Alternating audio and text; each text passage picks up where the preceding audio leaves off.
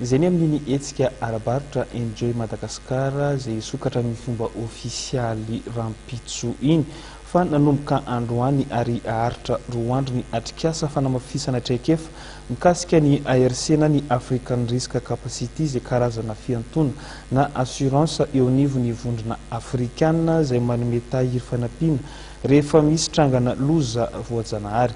Claudia Rasolosolo mitatitra ny vaovao.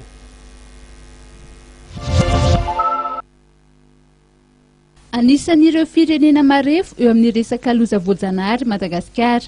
Anisan'izany ny Etany izay mitarika ihany koa tsy fandriampahalemana ary misy fiatraikany eo amin'ny soatoavina eo anivon'ny fiarahamonina. Tsy mijanona amin'ny firenena iray ny fifehezana izany. Ho an'ireo firenena mpikambana eo anivon'ny vondrona afrikanina dia misy ny atao hoe ARC na African Risk Capacity izay karazana fiantohana ahafahan'ireo mpikambana misitraka tahiry-mbola fanampiana rehefa misy loza voajanahary miseho.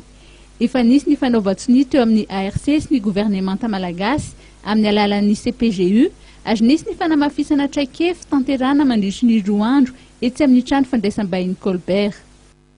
Matetika enim-bolana aorianan'ny fiakaran'ny vokatra any zany antsika vao manao appel d'aide d'urgence internationale dia any zany amin'izany fotoana izany efa le olona ny toerana zany le mponina efa mijaly izy efa mivarotra mifanana izy efa mivarotra mivarotra tany efa tena mijaly izy zany afa-tsakafo dia zay fa ny mapetraky ny Union africaine atao anatin'ity African Risk Capacity CRS ty zany dia hoe vao tonga ny fiakaran'ny vokatra dia efa mahazo manana vola velan-tanana zany firenena ahafahana manampy le olona tratran'ilay tany zany mba ahafahany miatrika ny tany zay tranga.